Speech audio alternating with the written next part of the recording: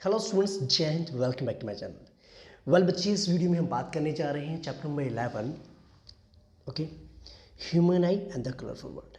जैसे कि बेटा मैंने आपको लास्ट वीडियो में बताया था, लाइट के बारे में बताया था, जहाँ पर मैंने आपको रे डायग्राम, सारे फॉर्मूला, सारे टॉपिक जितने भी थे, सारे कॉन्सेप्ट मैंने एक्सप्लेन कर देते हैं। अब बेटा वन बाय वन हम चैप्टर नंबर 11 के जितने भी कॉन्सेप्ट्स हैं वो आपको एक्सप्लेन करेंगे। और अगर आपको कोई भी क्वेरी हो, कोई डाउट्स हो, तो आप मुझे कमेंट करके जरूर बता सकते हैं। तो स्टार्ट करते हैं बेटा आज की video. Let's continue. Okay but देखो, सबसे पहले यहाँ पर आपकी बात आती है ह्यूमन आई की बात आती है। ह्यूमन आई बेसिकली होता है कि ना बेटा, एक ऐसा सेंस ऑर्गन्स होता है हमारी बॉडी में जो हमें हेल्प करता है, किस लिए? देखने में हेल्प करता है हमारी। ठीक है, ये बेसिकली कहाँ लोकेट होता है? आई सॉकेट्स में प्रेजेंट होता है, स्कल में। ओके, इसकी डायमीटर बेटा अप्रोक्सीमेटली कितनी 2.3 सेंटीमीटर होती है आपकी आई की साइज। जैसे यहाँ पर आपको दिख रहा है डायग्राम, भी दिख रहा है आपको ये वाला। ठीक है, तो कुछ इस तरीके से आपका आई का स्ट्रक्चर होता है। ओके, अब आईज के ना डिफरेंट पार्ट्स के बारे में यहाँ पर बात करेंगे। ओके, चलो बेटा कंटिन्यू करते हैं। अच्छा, अब बेटा ये तो आपको पता, देखो पार्ट्स ऑफ ह्यूमन आई के बारे में बात करते हैं। देखो सबसे पहले बेटा अगर बात की कॉर्निया की बात करें, तो कॉर्निया क्या होता है? सबसे आउटर मोस्ट लेयर होती है आइज की, ट्रांसपेरेंट पार्ट होता है। It provides most of the refraction of light. सबसे ज़्यादा जो रिफ्रैक्शन होता है हमारा, वो कॉर्निया में होता है बेटा। कॉर्निया ना, जो आपके आइज के सबसे ऊपर वाली जो लेयर होती है ना, उसे हम कॉर्निया कहते हैं। और लेंस क्या होता है बेटा? लेंस बेसिकली हमारी आइज के अंदर प्रेजेंट होता है। ठीक है, it is composed of fibrous jelly like material होता है इसमें आपका। Provides the focused real and inverted image of the object on the retina. Retina पे बेटा ना क्या बनाते हैं? रियल और इन्वर्टेड इमेज बनाता है। इसके बारे में आपको इन्फॉर्मेशन तो पहले ही पता चल गया। रियल मतलब जो स्क्रीन पे ऑप्टेन होती है, और स्क्रीन यहाँ पर क्या बेटा? Retina is the screen where the image will be formed. और इमेज कैसे बनती है बेटा? इन्वर्टेड बनती है। Okay, this is convex lens that converges light at the retina. ठीक है बेटा, तो एक्चुअल में क्या ना, ये क्या करता है, यहाँ पर एक्चुअल में आइज के अंदर कॉन्वेक्स लेंस प्रेजेंट होता है। ओके, और ये करता है जितनी भी लाइट रेज आपकी आ रही है उसको रेटिना पे जाके कन्वर्स कर देता है और रियल और इन्वर्टेड इमेज बनाता है। ओके, इतनी बात क्लियर बेटा, है ना? और रियल इन्वर्ट बनाता है, लेकिन जो हमारा ब्रेन है उसको इंटरप्रेट करता है कैसी? इरेक्ट इमेज इंटरप्रेट करता है। अब बेटा आपने सुना इरीज बेसिकली क्या होता है? It is a dark muscular diaphragm that controls the size of the people. आपको पता है बेटा, सबसे पहले तो बेटा आपको कॉर्निया होता है।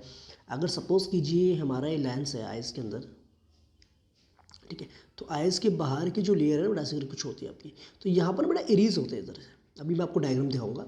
इरीज होते हैं। इरीज बेसिकली क्या करते हैं? ये ना एक तरीके जो कलर होता है आइज का, वो इंडिकेट करते हैं। ओके, आपने देखा ना आइज का कलर ब्राउन, ब्लैक, इस तरीके से जो होता है वो बिकॉज ऑफ इरीज की वजह से होता है। इरीज क्या करता है? प्यूपिल के साइज को कंट्रोल करता है। और प्यूपिल क्या होता है बेसिकली बेटा आपका? Pupil is the window of the eye. It is central aperture in the iris. It regulates and control the amount of light entering the eye. मतलब क्या है, अगर आपके बड़े इरीज है ना, तो इरीज के बीच में ना गैप होता है, जिसको बेसिकली हम कहते हैं विंडो कहते हैं। किसकी विंडो कहते हैं? आइज की विंडो कहते हैं, जहाँ से लाइटर्स बेसिकली एंटर करती है। लाइटर्स एंटर करती है कहाँ पर? लेंस के पास, लेंस के अंदर। ओके, और पीपल क्या करता है बेटा? राइट लाइट के अमाउंट को क्या करता है? कंट्रोल करता है और रेगुलेट्स करता है। अगर डिम लाइट है तो उसके अकॉर्डिंग एडजस्ट हो जाएगा, मतलब उसका साइज बढ़ जाएगा। अगर ब्राइट लाइट है तो उसके अकॉर्डिंग साइज जो होगा डिक्रीज हो जाएगा, पीपल का साइज। ओके, अब रेटिना क्या होता है? रेटिना एक स्क्रीन होती है। It is basically a delicate membrane having enormous number of light sensitive cells. ये बेसिकली एक स्क्रीन होती है जहाँ पर इमेज फॉर्मेशन होती है हमारे आइज के अंदर, जिसमें लाइट सेंसिटिव सेल्स प्रेजेंट होते हैं, जैसे कि आपको होता है कोन सेल्स और रोड सेल्स प्रेजेंट होते हैं। ओके, अब बड़ा एक बात और, फार पॉइंट क्या है? The maximum distance at which object can be seen clearly is far point of the eye. देखो बेटा, एक मैक्सिमम डिस्टेंस जहाँ तक आप देख सकते हैं वो हमारा फार पॉइंट होता है। और बेसिकली देखा जाए तो एडल्ट के लिए, नॉर्मल एडल्ट के लिए, जिनके आँख में कोई प्रॉब्लम नहीं है, जिसके आइज बिल्कुल प्रॉपरली मतलब परफेक्टली बिल्कुल सही है, तो वो इन्फिनिटी तक देख सकते हैं। Okay, clear? चलिए, इतनी बात क्लियर होगी बेटा। ओके, इतनी बात समझ में आ गई। अब बेटा यहाँ पर क्या था? नियर पॉइंट और list distance of distinct vision. अगर आप मतलब कितना नज़दीक तक आप देख सकते हो। देखो, the minimum distance at which object can be scene most distinctly without strength. देखो बेटा, एक्चुअल में क्या है, हमारा जो नज़दीक का डिस्टेंस होता है ना, वो कितना डिस्टेंस तक आप बिना स्ट्रेंथ के साथ आप देख सकते हो। मतलब कि आपके आइज पे कोई भी स्ट्रेंथ ना हो, कोई भी एक तरीके से कह सकते हैं ज़्यादा, मतलब आपको ना बेटा ज़्यादा स्ट्रेंथ ना झेलना पड़े। ठीक है, आइज को कुछ प्रॉब्लम ना हो, तो जिस मिनिमम डिस्टेंस तक आप देख सकते हैं वो आपका होता है बेटा मिनिमम डिस्टेंस, या लिस्ट पॉइंट या नियर पॉइंट कहते हैं।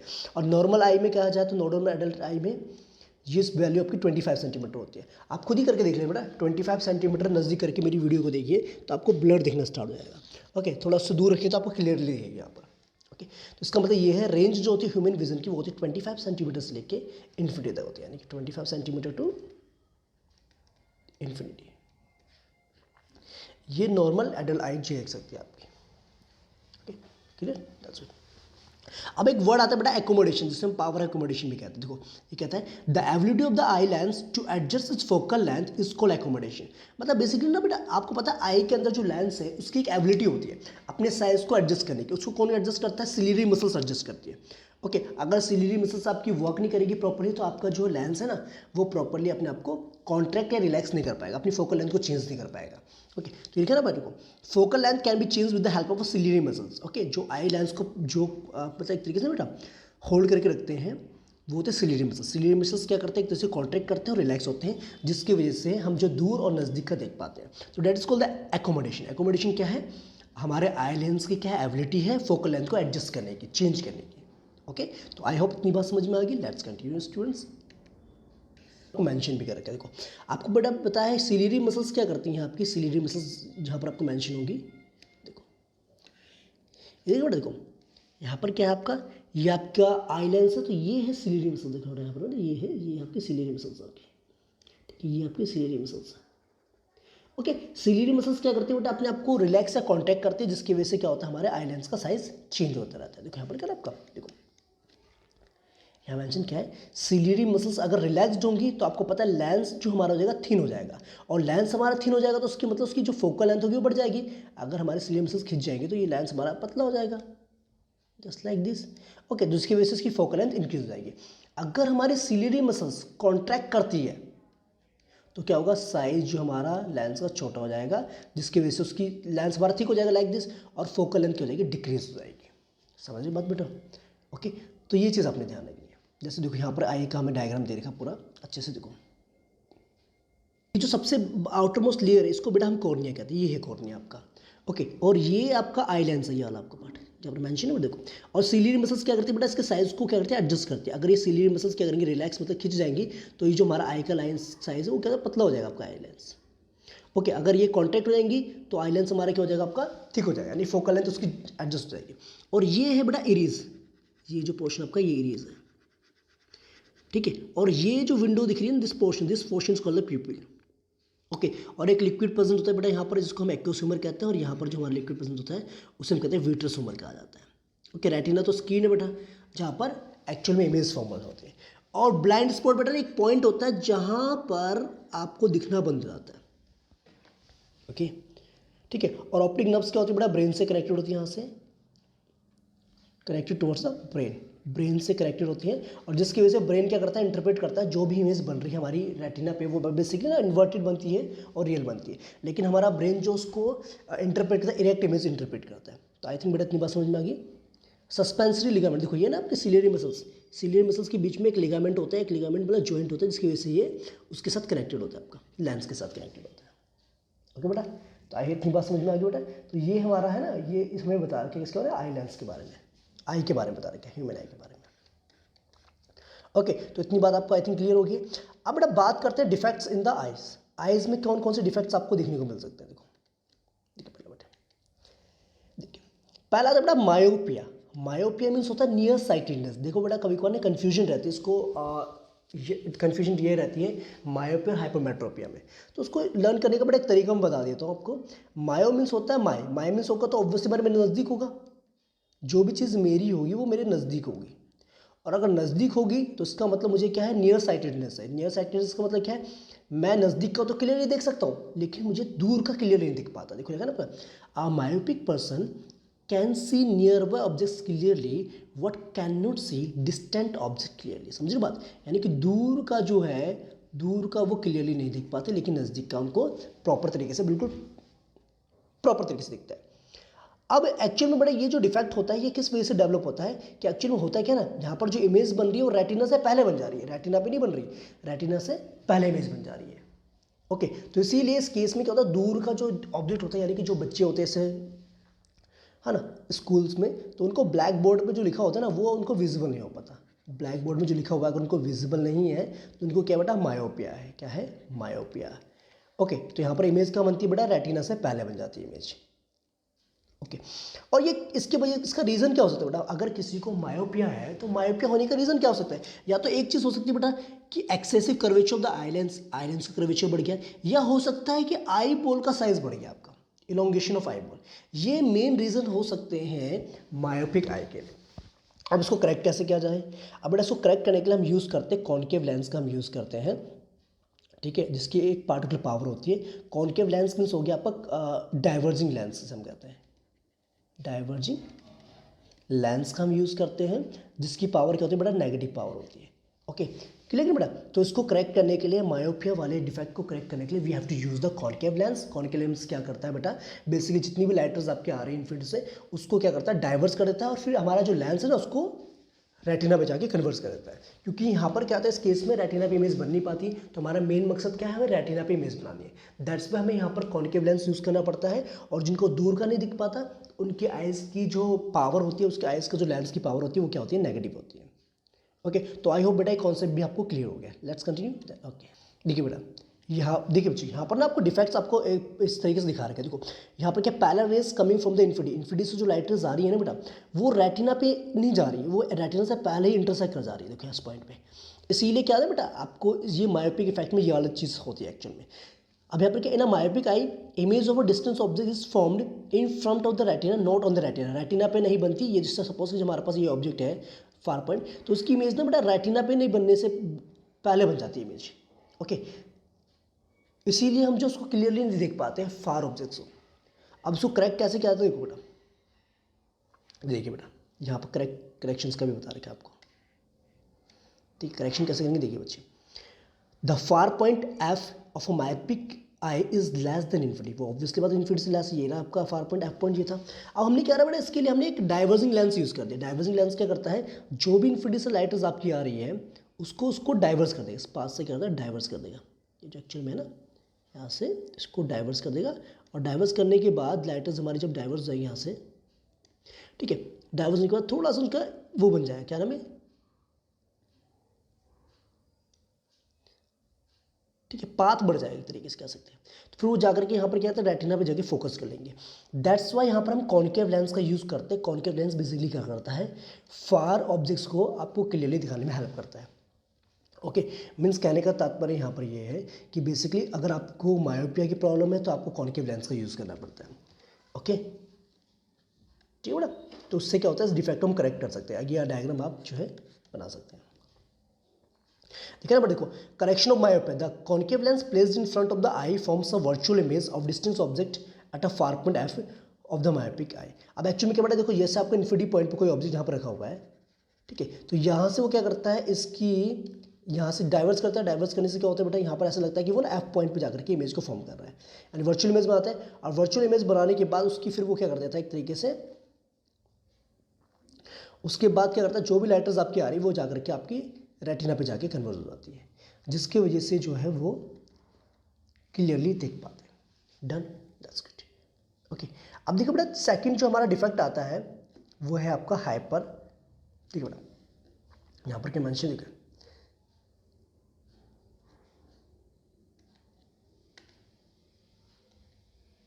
देखिए बच्चे, सेकंड डिफेक्ट जो हमारा है वो है hypermetropia, means fast sightedness. Fast sightedness मतलब इसमें आपका दूर का दिखता है, ठीक है, हाइपर से भी समझ सकते हैं, हाइपर मतलब बहुत दूर चले जाता है आपका पॉइंट आपका, ठीक है। इसमें क्या होता है, देखो, affected person can see far objects clearly but can not see nearby object clearly, यानी कि एक तरीके से ये दूर का तो देख सकते हैं लेकिन नज़दीक का इनको क्लियरली नहीं दिखता।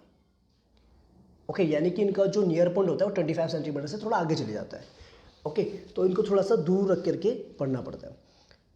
Near point of the eyes moves away, ठीक है, इसमें क्या होता है, इमेज जो रेटिना के पीछे बनती है, दैट्स वाई ये डिफेक्ट देखने को मिलता है आपका।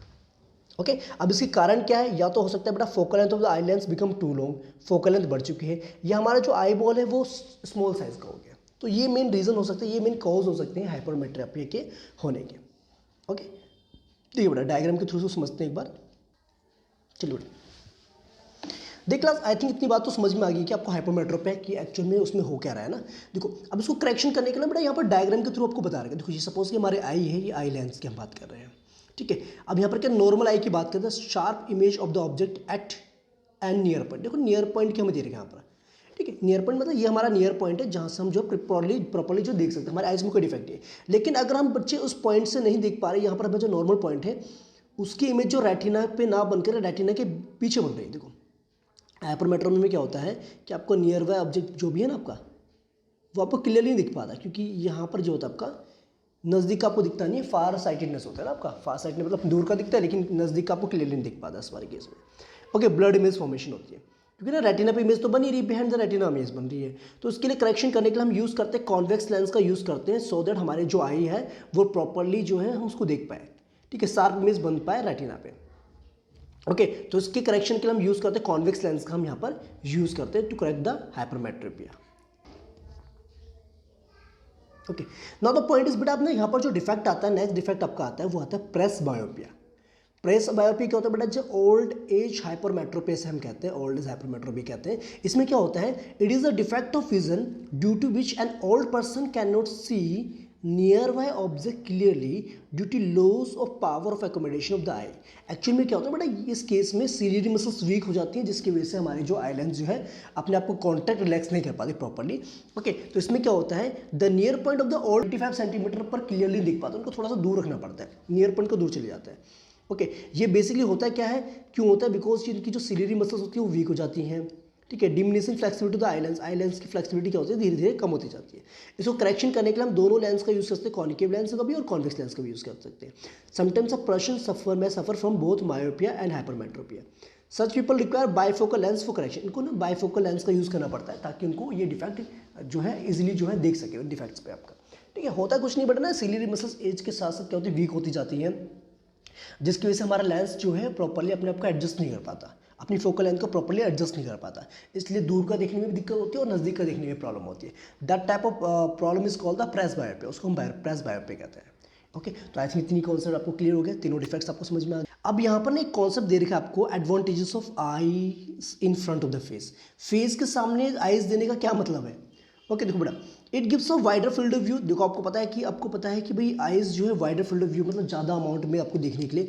It enhance the ability to detect faint objects, यानी कि जो आपके हल्के ऑब्जेक्ट्स होते हैं ना, जिन पे थोड़ी सी लाइट कम पड़ रही है, उसको देखने के लिए हम यूज़ कर सकते हैं। It provide 3 dimensional view, 3D view के लिए भी हम इसको यूज़ करते हैं बेटा, 3D व्यू। दैट्स वाई जो हमारे आइज जो हमारे फ्रंट में देने का यही मेन मकसद हो गया। अगर हम बच्चे एक आँख की बात करें ना, तो एक आँख से हम बस 150 डिग्री तक ही देख सकते हैं, और 2 आइज से हम क्या करते हैं, 2 आइज से हम 180 डिग्री तक का व्यू देख सकते हैं। Okay, for the wider view के लिए हमारे पास जो आइज जो हमारे फ्रंट में दी जाती है। ओके, तो आई होप इतने, ये तो बड़ा बेसिक चीज़ थी, तो आपको पता होगा, ठीक है। आगे हुई है,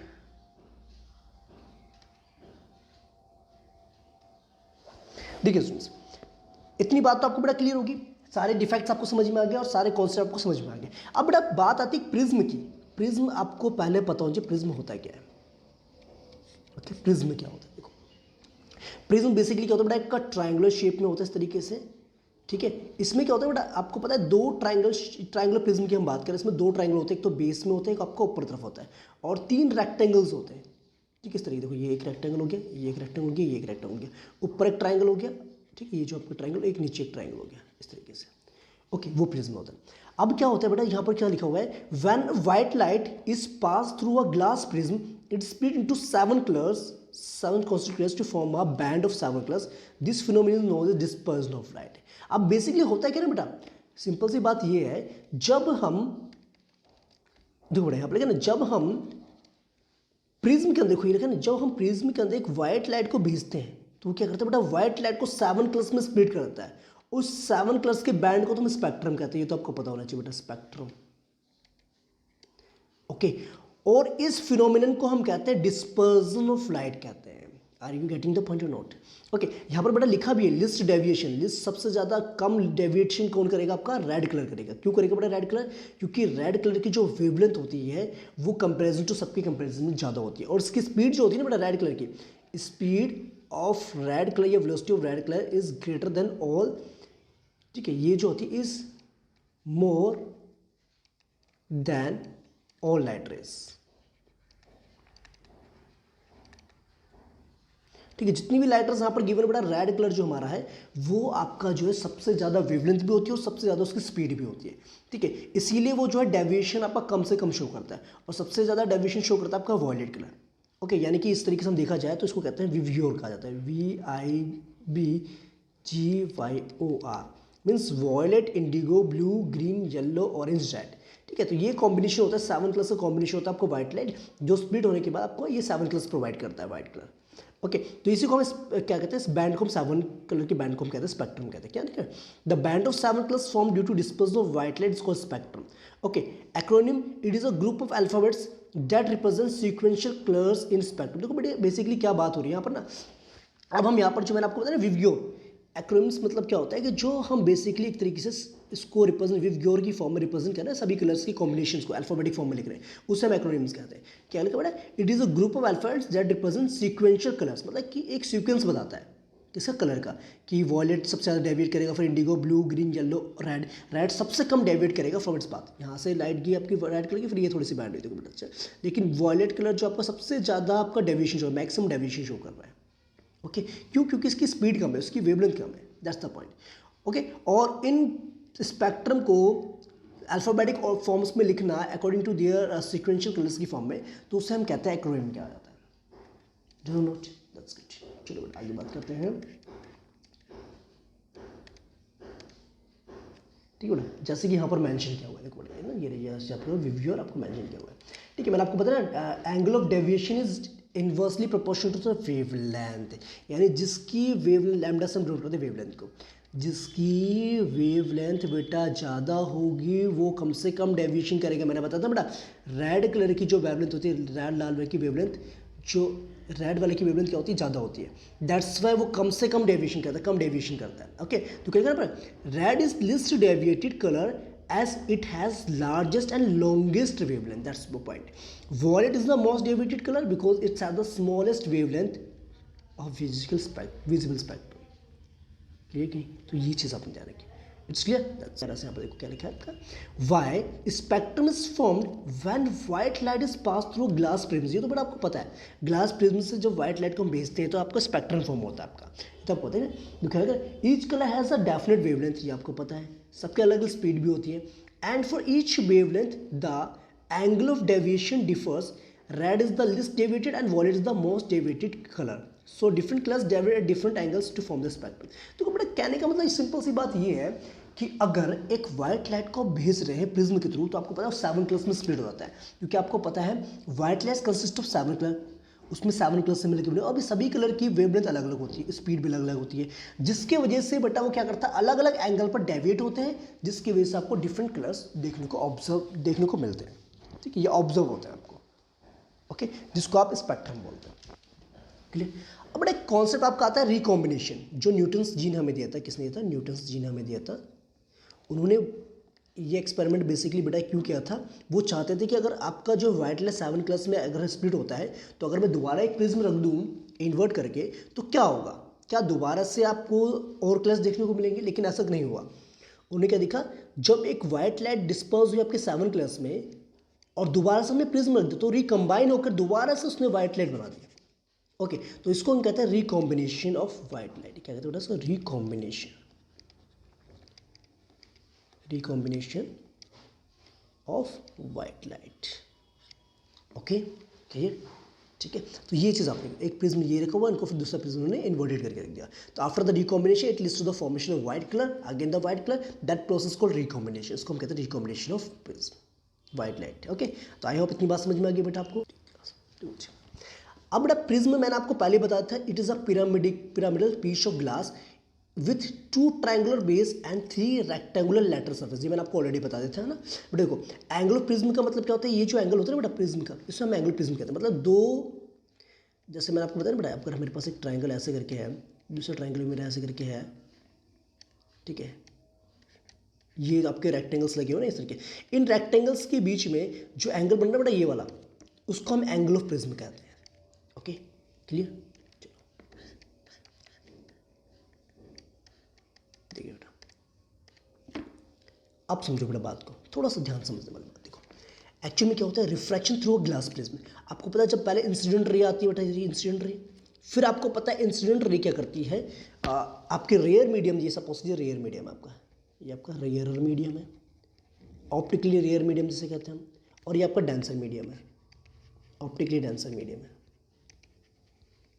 तो आपको बड़ा एक चीज़ का पता होगा कि जब भी लाइट रेज आपकी रेयर मीडियम से डेंसर मीडियम में जाती है तो it will band towards normal. ये आपकी नॉर्मल है, तो ये ना यहाँ जाने की वजह थोड़ा सा बैंड हो जाती है, होगी ना बैंड। फिर जैसे ही वो डेंसर से फिर रेयर मीडियम में जाती है, फिर ये आपका रेयर मीडियम आ गया, तो फिर वो क्या चली जाती है, away from the normal. Okay, ये इंसिडेंट रे होगी, ये आपकी इमर्जेंट रे होगी, और ये बेसिकली बेटा निकलना इसको ऐसे था, यहाँ से निकलना चाहिए था इसको, लेकिन ये बैंड होकर कैसे निकले, तो इनके बीच में जहाँ से बेटा ये हो ना, ये निकलना था, लेकिन ये बैंड हो गया सिर के। तो इसको कहते हैं हम, इस एंगल को कहते हैं हम एंगल ऑफ डेविएशन, कि कितना अपने पास से वो डेविएट हो गया। ओके क्लियर, लेकिन अब देखो angle of deviation, it is the angle between incident ray and the emergent रे, that is called angle of deviation, means कितना वो अपने पास से भटक गया, that is called deviation. Okay, perfection, that's good. Okay देखिए बेटा, नेक्स्ट यहाँ पर क्या बोला गया, देखो एंगल ऑफ डेविएशन आपको क्लियर हो गया बेटा, ये बात समझ में आ गई, वेरी नाइस। तो क्या लिखा है, Isaac Newton was the first person who prove that sunlight is made up of 7 colours. ठीक है बेटा, आइजैक न्यूटन सबसे पहले पर्सन थे जिन्होंने बताया कि व्हाइट लाइट जो है 7 कलर्स से मिलकर बनी हुई है। ये उनका ही एक्सपेरिमेंट था बेटा। He pass sunlight through a glass prism to form a band of 7 colours. ठीक है, he try to split the colours further by putting another prism ahead of the prism forming spectrum, but he failed to obtain more colours. अब actually में क्या हो रहा है बेटा, उनका जो दिमाग में कॉन्सेप्ट आया कि अगर एक प्रिज्म से मैं जो व्हाइट लाइट को भेज रहा हूँ तो उसमें 7 कलर्स मिल रहे हैं, तो वो चाहते थे कि फर्दर उनको और कलर्स मिले, तो उन्होंने एक दूसरे प्रिज्म का यूज़ करा, जैसे मैंने आपको पहले बताया था, बट लेकिन ऐसा कुछ नहीं हुआ। He performed a spectrum from sunlight and placed an identical but inverted prism in front of the prism forming the spectrum, all the 7 colors combined by inverted prism, that is and leads to the formation of white light, and as white light। तो बच्चे basically हुआ क्या, उन्होंने क्या करा, एक prism तो था ही, उन्होंने चाहते थे कि और कलर्स उनको ऑप्टेन, उन्होंने क्या करा, सेकंड जो प्रिज्म रखा वो इन्वर्टेड करके रख दिया। तो उन्होंने देखा कि भाई इन्वर्टेड करने के बाद जितने भी आपके कलर्स थे वो सारे जो एक साथ कंबाइंड होकर के उन्होंने क्या बना दिया, व्हाइट लाइट बना दोबारा से, जिसको बोला गया रिकॉम्बिनेशन, दोबारा से कंबाइन करवाना। ठीक है, 7 कलर्स को व्हाइट लाइट में। ओके, तो ये कॉन्सेप्ट दिया था बेटा उन्होंने, क्लियर। तो आई थिंक इतनी बात समझ में आ गई। ओके प्लस, तो ये कॉन्सेप्ट है बेटा आइजैक न्यूटन जी का, जो आपको आई थिंक क्लियर हो गया होगा। अगर आपको फिर भी कोई क्वेरी हो उसके बावजूद तो मुझे कमेंट करके जरूर बताएंगे आप। ओके, अब बेटा यहाँ पर क्या लिखा है, what is refer to as white light. अच्छा, व्हाइट लाइट किसे कहते हैं, any light that forms a spectrum similar to that of the sunlight is refers to white light. देखो बेटा बेसिकली उन्होंने एक ना व्हाइट लाइट की डेफिनेशन ही बना दी। व्हाइट लाइट कौन सी लाइट बोल दी उन्होंने, ऐसी लाइट जो सनलाइट की तरह स्प्लिट होने के बाद आपको क्या दे, स्पेक्ट्रम प्रोवाइड किया, 7 कलर्स का बैंड प्रोवाइड किया, तो वो उसको व्हाइट लाइट बोल दिया गया। Okay, very nice. तो आई थिंक बेटा अभी तक आपको समझ में सब कुछ आ रहा है, नोट्स भी यहाँ पर अवेलेबल है, कोई दिक्कत नहीं आ रही है, बस इन्हीं को बेटा अपने एग्जाम में पढ़ के जाना है, डेफिनेटली आपको कोई इससे ज़्यादा पढ़ने की जरूरत नहीं पड़ेगी। Let's continue. देखिए स्टूडेंट्स, अब बात करते हैं टोटल इंटरनल रिफ्लेक्शन की बात करते हैं। देखो होता है क्या ना, टोटल इंटरनल रिफ्लेक्शन बेसिकली क्या है यहाँ पर, कि when light enters obliquely from a denser medium to a rarer medium and the angle of incidence exceeds critical angle, the light reflects in the denser medium, this is called internal reflection। मतलब क्या है इसका, तो बड़ा simple सी बात समझ लो बेटा ध्यान से। आपने बड़ा एक चीज़ पढ़ी थी, जब भी डेंसर मीडियम से हमारे रियर मीडियम पर लाइट जाती है तो वो क्या करती है, it will moves away from the normal, moves away from normal.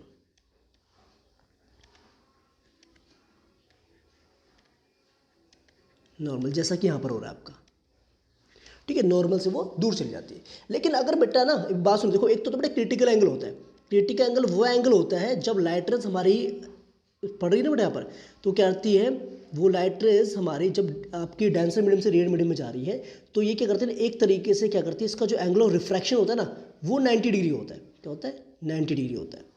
Angle reflection क्या होता है, 90 डिग्री होता है। उस एंगल को हम कहते हैं आपका क्रिटिकल एंगल कहते हैं, मतलब ऐसा एंगल ऑफ इंसिडेंस जिसमें हमारा जो एंगल ऑफ रिफ्रैक्शन हो जाता है वो क्या बन जाता है बेटा, 90 डिग्री बन जाता है।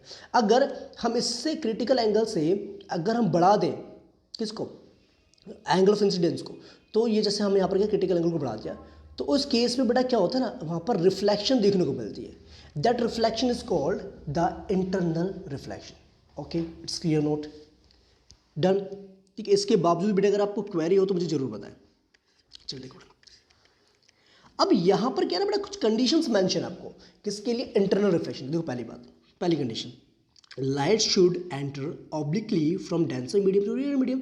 लाइट जो बिना रुकावट के बेटा कहाँ से जानी चाहिए, डेंसर मीडियम से रेयर मीडियम में जानी चाहिए। दूसरी बात क्या कह रहा है कि एंगल ऑफ इंसिडेंस जो हमारा है वो क्रिटिकल एंगल से बड़ा होना चाहिए। बता देना मैंने आपको क्रिटिकल एंगल, क्रिटिकल एंगल वो एंगल होता है, क्या एंगल देखो लिखा है, आप लिखा है the angle of incidence for which angle of refraction 90 degree, मतलब ऐसा एंगल जो रिफ्रैक्शन के बाद आपको 90 डिग्री पर रिफ्रैक्ट हो जाती है लाइट। ओके, क्लियर बेटा कि नहीं, ठीक है। तो ये आपका मिनिमम एंगल, ये आपका वो मिनिमम एंगल होता है क्रिटिकल एंगल, जो बेसिकली जिस एंगल पर, जिस एंगल ऑफ इंसिडेंस पर लाइट रेज हमारी आ रही है, अगर वो 90 डिग्री पर रिफ्रैक्ट हो रही है तो समझ जाना that angle is called the critical angle. अगर उस एंगल से हम ज़्यादा बढ़ा देंगे तो आपको इंटरनल रिफ्लेक्शन देखने को मिलेगी वहाँ पर। ओके, तो बात समझ में आई बेटा, ठीक है, ये चीज़ आप ले आने देखो जैसा ना बेटा, यही जो कॉन्सेप्ट हमारा है, देखो रेनबो, रेनबो की बात करें बेटा, रेनबो क्या होता है बेटा, it is a natural spectrum appearing in the sky after rain showers. देखो जब बारिश होती है ना बेटा, बारिश के बाद आपने देखा होगा नेचुरली आपको जो है इंद्रधनुष जिसे आप कहते हो, मतलब 7 कलर्स का बैंड आपको देखने को मिलता है, बिकॉज आपको पता है रेन की ड्रॉप्स भी ना आपकी प्रिज्म की तरह एक्ट करती है। अब ये होता है क्या, उसके पीछे ना बेटा यहाँ पर कुछ फिनोमिनन दे रखे। पहली बात, एक तो वहाँ पर डिस्पर्जन ऑफ लाइट होता है, दूसरा वहाँ पर रिफ्रैक्शन होता है, तीसरा आपका इंटरनल रिफ्लेक्शन होता है, जो भी हमने बात करी थी। ओके, तो आपको उसको एक्सप्लेन करते हैं one by one. Okay, let's continue. Mention किया आपका रेन फॉर्मेशन से, रेनबो फॉर्मेशंस के बारे में बता रहे। देखो, sometimes water droplets remain suspended in the air after rain. These droplets behaves like a glass prism. When light enters the raindrop, it first refract, पहले रिफ्रैक्ट होगी, फिर डिस्पर्स होगी, then it reflects internally and again refracts as it come out of the drop, and the 7 colors reach our eye. It is the eye of the observer in the form of rainbow. Basically होता क्या है ना बेटा, मेरी बात सुन, जो water की droplets होती है रेन के बाद जो आपकी एटमॉस्फेयर में प्रेजेंट होती हैं, ओके, वो ना एक स्मॉल ग्लास प्रिज्म की तरह बिहेव करती है। जैसे उस पर लाइट रेज एंटर करते तो बड़ा होता है क्या, जैसे वाइट लाइट एंटर करी तो पहले होता है बड़ा रिफ्रैक्शन, रिफ्रैक्शन होने के बाद डिस्पर्स होता है, वो क्या कहता है, डिस्पर्जन ऑफ लाइट होता है आपका 7 कलर्स में। ओके, फिर होती है बेटा इंटरनल रिफ्लेक्शन होती है, क्योंकि यहाँ पर जो एंगल ऑफ इंसिडेंस है वो आपका क्रिटिकल एंगल से बड़ा है, तो इंटरनल रिफ्लेक्शन होने की वजह से फिर दोबारा से यहाँ से जब लाइट रेज बाहर आती हैं तो वो रिफ्रैक्शन होता है, जिसके वजह से फिर रेनबो फॉर्मेशन होती है। ओके बेटा, तो ये एक फिनोमिनन है जिसकी वजह से रेनबो फॉर्मेशंस आपको देखने को मिलती है। ओके, क्लियर, समझ गए बेटा बात कि नहीं समझे। ओके, तो ये होता है आपका, इसमें क्या, अब बेटा क्या क्या फिनोमिनन्स थे, किसकी वजह से होता है, एक तो आपका रिफ्रैक्शन था, डिस्पर्जन ऑफ लाइट था, और तीसरा आपका क्या था, इंटरनल रिफ्लेक्शन था। तो 3 phenomenons are responsible for rainbow formation. ये 3 फिनोमिनन्स आपके रिस्पॉन्सिबल है रेनबो के लिए। ओके, चलिए बेटा नेक्स्ट टॉपिक की बात करते हैं। अब बेटा आपका बात आती है एटमॉस्फेरिक रिफ्रैक्शन। देखो, the refraction by different layers of atmosphere is called atmosphere refraction. देखो बेटा बात सुनो मेरी बात, आपको पता है एटमॉस्फेयर में ना बेटा अलग अलग लेयर होती है गैस की, इस तरीके से। ओके, और नीचे वाली लेयर क्या होती है बेटा, आपकी रेयर होती है, हल्की होती है, ऊपर वाली डेंसर होती है, फिर डेंसर डेंसर बढ़ती जाती है आपकी, ठीक है। तो जिसकी वजह से आपको एटमॉस्फेयर में ही रिफ्रैक्शन को देखने को मिलता है, क्योंकि आपको पता है डेंसर मीडियम से जब रेयर मीडियम पर लाइट रेज आपकी जाती है तो आपकी कहाँ मूव करती है, टुवर्ड्स नॉर्मल मूव करती है। ऐसे अगर बेटा दूसरे डेंसर मीडियम में जाएगी तो फिर टुवर्ड्स नॉर्मल मूव करेगी, फिर ऐसे आपको तीसरे रेयर मीडियम में जाएगी तो फिर वो टुवर्ड्स नॉर्मल मूव करेगी। तो इस तरीके से बेटा क्या होता है, यहाँ पर मल्टीपल रिफ्रैक्शन होता है, तो that is called atmospheric refraction हम कहते हैं, ठीक है। उसकी वजह से क्या क्या देखो बेटा, apparent flickering of object placed behind a hot object or fire। आपने देखा बेटा कि अगर hot objects या फायर के पीछे अगर कोई ऑब्जेक्ट रखता है, ऐसा लगता है फ्लिकर, मतलब वो ऐसा लगता है कि वो आपके फ्लिक कर रहे होंगे, मतलब ऐसा लगता है कि थोड़े से हिलते हिलते हुए लिखते हैं ना आपको, है ना। ओके, तो वो किस वजह से होता है, बिकॉज ऑफ एटमॉस्फेयर रिफ्रैक्शन की वजह से होता है, क्योंकि बट आपको पता है फायर क्या करती है, ऊपर की जो एयर होती है उसको रेयर कर देती है। ओके, तो इसकी वजह से क्या होता है, उसके पीछे की जो वो होती है वो क्या होती है, डेंसर होती है, तो जिसकी वजह से रिफ्रैक्शन की वजह से, एटमॉस्फेयर रिफ्रैक्शन की वजह से आपको ये ऑब्जर्व होता है। स्टार्स जो है near the horizon appear slightly higher than their actual position, ये भी आपका एटमॉस्फेयर रिफ्रैक्शन का हो गया। देखो क्या है, स्टार्स जो है ना आपके, स्टार्स अपनी एक्चुअल पोजीशन से, जैसे अगर आपका स्टार यहाँ पर है तो लेकिन दिखते कहाँ पर, यहाँ पर दिखते हैं, ठीक है, अपनी एक्चुअल पोजीशन से अपरेंट पोजीशन देखिए, यहाँ से दिखने चाहिए थे लेकिन दिखते यहाँ पर है, ठीक है। तो उसे हम कहते हैं that is because of atmosphere refraction. Advance delay, और जो सनराइज आपका 2 मिनट पहले दिख जाता है और 2 मिनट बाद तक दिखता है, तो वो भी आपका एटमॉस्फेयर रिफ्रैक्शन की वजह से होता है। ट्विंकलिंग ऑफ स्टार्स भी आप कहीं पर आ गया, ठीक है, ये सेम चीज़ आपकी होगी जो फर्स्ट पॉइंट आपका है। ठीक है, खुलकर आपको देखो यहाँ पर क्या बोला, एन ऑब्जेक्ट प्लेस्ड, यहाँ पर बेटा इन पॉइंट्स को वन बाय वन यहाँ पर एक्सप्लेन किया हुआ है। देखो, an object placed behind the fire और a hot surface appears to be flicker when seen through the air. देखो, the air above hot surface becomes hot and rises. The space is occupied by the cool air. The refractive index of the hot air is less than that of the cool air. So the physical condition of the medium is not constant due to the changing of the refractive index of the medium. The light appears to come from different directions. It results in the fluctuation of the apparent position of the object. देखो बड़ा simple सी बात, मैंने आपको ये reason बताया था कि अगर आपका जो ऑब्जेक्ट है वो आपने जहाँ पर आपकी फायर है उसके जस्ट पीछे रखा हुआ है, तो होता क्या है ना बेटा, फायर क्या करता है, ऊपर की जो एयर होती है उसको हल्की कर देता है, जिसकी वजह से वो उसकी डेंसिटी डिक्रीज होती है। ओके, तो डेंसिटी डिक्रीज होने की वजह से उसके आसपास की जो एयर होती है उसकी डेंसिटी ज़्यादा है ना, जिसकी वजह से आपको रिफ्रैक्शन डेवलप होता है, जिसकी वजह से आपको जो है ऑब्जेक्ट फ्लक्चुएशन यानी कि उनकी अपरेंट पोजिशन जो है फ्लक्चुएट होती हुई दिखती है। क्लियर बेटा।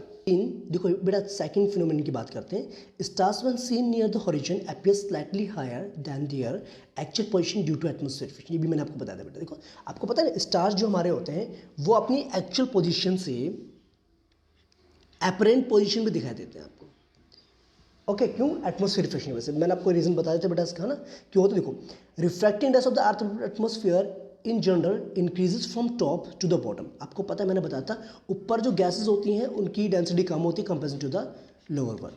ओके, जैसे जैसे लाइट रेज नीचे की तरफ आती है डेंसिटी बढ़ती जाती है, तो वो लाइट रेज क्या करती है, टुवर्ड्स द नॉर्मल मूव करती जाती है।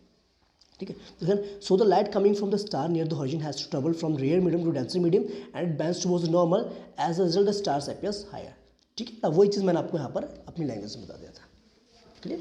ओके, सेकंड बेटा यहाँ पर क्या आता है नेक्स्ट आपका कि एडवांस सनराइज और आपका एडवांस सनराइज और एडवांस सनसेट के बारे में बात है। देखो बेटा, आपको the sun appears about 2 minutes earlier than actual sunrise and the sun remains visible for about 2 minutes after actual sunset। मतलब सनराइज से 2 मिनट बाद भी आपको दिखता है और सनराइज होने से 2 मिनट पहले भी आपको दिख जाता है सन। ये भी बड़ा सेम रीजन होगा इसका भी, एटमॉस्फेयर रिफ्लेक्शन होगा। क्या ना, when sun is below horizon the rays have to pass through rarer medium to denser medium, so rays bend towards the normal, as a result sun appears to be higher than its actual position। देखो ये है ना, देखो अगर आप यहाँ से observer आप हैं, ये आपका अर्थ का लेवल हो गया हॉरिजॉन लेवल, ये आपका सन है। ठीक है, लेकिन क्या होगा, एटमॉस्फेयर रिफ्लेक्शन की वजह से आपको पता है यहाँ पर जब हम लाइट रेज की बात करेंगे तो it will move towards normal move करते करते क्या होगा, ये आपको सन जो है एक्चुअल पोजीशन से अपरेंट पोजीशन दिखा देगा। ये तो सनराइज के दौरान हो गया, और ये आपका हो गया अभी आपका क्या है, सन सेट डाउन हो चुका है लेकिन उसके बाद भी आपको दिख रहा है। ठीक है, तो ये सेम रीजंस आपके होंगे, that's is because of the atmospheric refraction की वजह से होता है सारे आपके। ओके, सेम बेटा ट्विंकलिंग ऑफ स्टार्स का कॉन्सेप्ट भी होता है। देखिए सेम हम ट्विंकलिंग ऑफ स्टार्स के लिए भी होता है। देखो यहाँ क्या है, stars are very far away from us so they behave as a point source of light.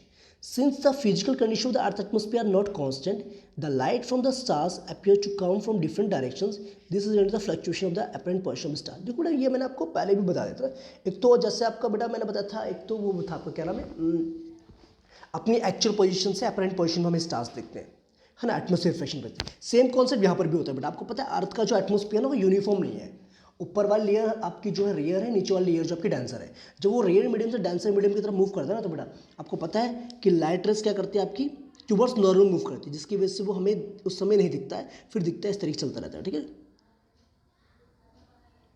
ठीक है, तो ये जो रिफ्रैक्टिवनेस में वेरिएशंस आता है जिसके वजह से बेटा क्या होता है, हमें स्टार्स ट्विंकलिंग करता हुआ नजर आता है। ओके ओके बच्चे, ठीक है बच्चे, इतनी बात समझ में देखिएगा ना। Stars appear bright when more light from the star reaches our eyes and the same star appears dull when less amount of light reaches our eyes. तो सिंपल सी बात ये है बेटा। देखो एक्चुअली में क्या होता है, जब वहाँ पर रिफ्रैक्शन होता है ना बेटा लाइट रेज के डिफरेंट लेयर्स में, तो जब आपकी लाइट रेज ज़्यादा अमाउंट में आ रही है सन से तो हमें ब्राइट दिखेगा। अब कभी कभार जैसे आपका रिफ्रैक्शन बैंडिंग हो जाएगी लाइट रेज की, तो वहाँ पर हमें डल दिखाई देता है, जिसकी वजह से जो हमें लगता है कि वो ट्विंकलिंग कर रहा है आपका। ठीक है, ठीक है, तो यही फिनोमिनन रिस्पॉन्सिबल होता है ट्विंकलिंग ऑफ स्टार्स के लिए। अब बात आती है बेटा जो प्लैनेट्स हमारे हैं, लेकिन वो ट्विंकलिंग करते हुए क्यों नहीं नजर आते आपको। देखो इसके पीछे रीजन क्या है। पहली बात तो प्लैनेट्स जो है आपके क्लोजर टू द अर्थ होते हैं, ओके, एंड आर दस सीन एज एक्सटेंडेड सोर्स। अगर हम बेटा प्लैनेट को कंसीडर करके चले कि large number points and objects मान के चले, सोर्स ऑफ लाइट मान के चले, तो total variation in the amount of light entering our eyes from all individual points as source will average out to zero, will nullify the twinkling effect. समझिए बात को, नहीं समझे बेटा? आपको मैंने बोला स्टार्स जो होते हैं एक तरीके से पॉइंट्स है सोर्स माने जाते हैं, वैसे अगर मैं बेटा प्लैनेट की बात करूँ तो प्लैनेट के अगर हर एक पॉइंट को हम पॉइंट्स है सोर्स मान के चले, बहुत सारे पॉइंट्स हो जाएंगे हमारे पास, तो वो क्या करते हैं एक दूसरे को इफेक्ट को क्या करते हैं नलीफाई कर देते हैं, जिसके वजह से हमें जो है प्लैनेट्स ट्विंकलिंग करते हुए नहीं दिखते। नलीफाई का मतलब क्या ना, एक दूसरे को इफेक्ट को वो जीरो कर देते हैं।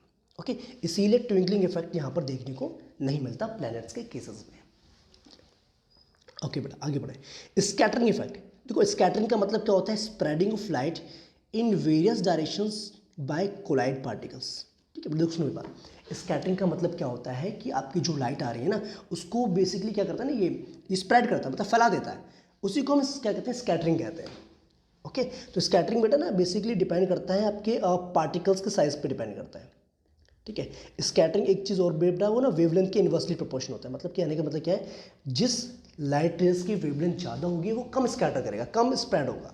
ठीक है, और जिसकी वेवलेंथ कम होगी वो ज़्यादा स्कैटर करेगा। तो यही बच्चे रीज़न होता है कि आपको जो है स्काई ब्लू कलर का दिखाई देता है। ओके, या ओशियंस जो है वो आपको ब्लू कलर के दिखाई देते हैं। ओके, तो सेम रीज़न होता है बेटा दोनों के लिए ना, स्काई के लिए भी और आपका ओशियंस के लिए भी। ठीक है, ठीक है, तो ये स्कैटरिंग की वजह से सारी चीज़ें आपको फिनोमिनन्स आपको ऑब्जर्व होते हैं। ओके, तो बस ये चीज़ ध्यान रखिए बेटा, जिस लाइट रेज की वेवलेंथ ज़्यादा होगी वो कम स्कैटर करेगा, और जिसकी वेवलेंथ कम होगी वो ज़्यादा स्कैटरिंग करेगा। ठीक है, इस फिनोमिनन का भी हम काफ़ी जगह पे यूज़ करते हैं, देखो बेटा बताएंगे आपको। ठीक है, टिंडल इफेक्ट क्या है बेटा आपका, when light pass through a colloid its path becomes visible, this को टिंडल इफेक्ट। कभी कभार क्या होता है बेटा, आपने देखा होगा अगर कोलाइडल सॉल्यूशंस के बारे में आपने पढ़ा होगा। ठीक है, जैसे कैनोपी ऑफ ट्रीज होती है ना, है ना, आपने कभी देखा होगा अगर आपका रूम डार्क रूम है, आपके रूम में कहीं पर एक पार्टिकुलर होल से सन की रेज आ रही है, तो आप देखोगे डस्ट पार्टिकल्स आपको मूव करते हुए दिखते हैं, तो वो बेटा बेसिकली क्या टिंडल इफेक्ट ही होता है आपका। ओके, तो क्या है ना,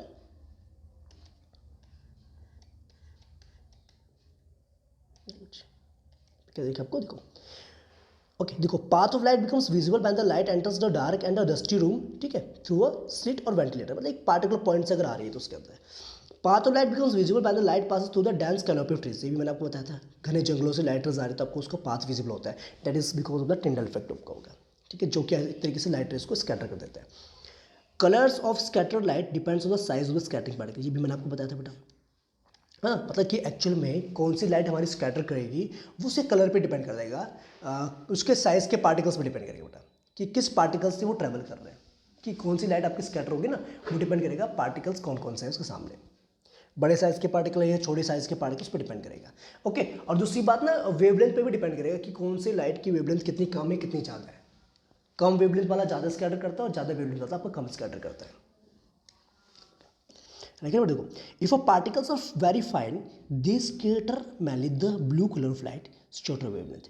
अगर पार्टिकल छोटे हैं तो उसका मतलब वो सिर्फ जो है ना बेटा उन्हीं लाइट रेज को स्कैटर करेगा जिनकी वेवलेंथ क्या है कम है, जैसे कि स्काई ब्लू दिखता है because of the scattering of light, क्योंकि वहाँ पर फाइन पार्टिकल्स प्रेजेंट होते हैं एटमोसफेयर में। ठीक है, मीडियम साइज पार्टिकल्स स्कैटर करेंगे रेड कलर यानी कि लॉन्गर वेवलेंथ वाले को, इवन लार्जर पार्टिकल्स भी स्कैटर करेंगे बेटा आपके डेट एपियर्स वाइट। ओके, यहाँ लिखा बेटा मीडियम साइज के पार्टिकल्स करेंगे रेड कलर वाली लॉन्गर वेवलेंथ को स्कैटर करेंगे, लेकिन अगर उससे बड़े पार्टिकल्स हैं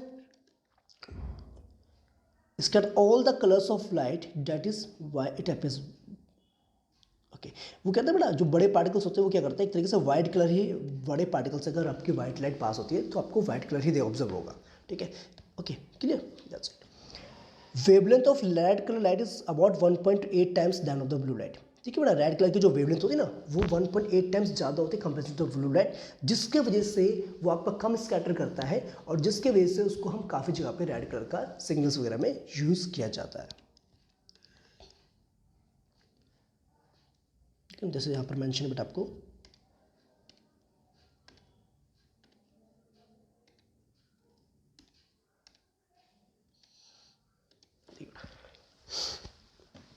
देखो यहाँ लगा why danger signs are made of red colour. देखो बेटा जैसे मैंने अभी तक यूज़ कर रहा था ब्लू कलर तो इतना ज़्यादा आपको ना वो जो है क्लैरिटी नहीं दिखी होगी, लेकिन जैसे मैंने रेड कलर यूज़ किया बेटा देखो आपको रेड कलर की जो ये जो रेड कलर है ये आपको बिल्कुल एकदम से आइज़ में चुपने लग गया होगा, है ना। ठीक है, क्योंकि इसकी वेवलेंथ क्या है ज़्यादा है। ओके, ये अलग से दिख रहा है। लेकिन अगर मैं यहाँ पर बेटा ब्लू कलर लेता हूँ तो ब्लू कलर को देखो, ब्लू कलर भी मैंने बना रखा है। यहाँ पर अगर मैं ग्रीन कलर तो ग्रीन कलर भी मैंने बना रखा है, ठीक है। और अगर मैं यहाँ पर ऑरेंज कलर लेता हूँ तो ऑरेंज कलर मैंने यहाँ पर बना दिया। ये ऑरेंज येलो सबको हो गया, ठीक है। येलो मैंने बना दिया यहाँ पर, ठीक है बेटा। अब देखिए बेटा, जब आप इसको देखोगे तो सबसे पहले कौन सा ऑब्जर्व हो रहा है आपको? रेड कलर ऑब्जर्व हो रहा है। ओके, बाकी कलर इतनी जल्दी से आपको ऑब्जर्व, ठीक है, नहीं हो रहे। हाँ दिख रहे हैं लेकिन ना इसके सामने फीके पड़ेंगे सारे कलर। ओके, तो इसीलिए बेटा डेंजर साइंस में हम रेड कलर का यूज़ किया जाता है, क्योंकि रेड जो है आपका लिस्ट स्कैटर कलर होता है।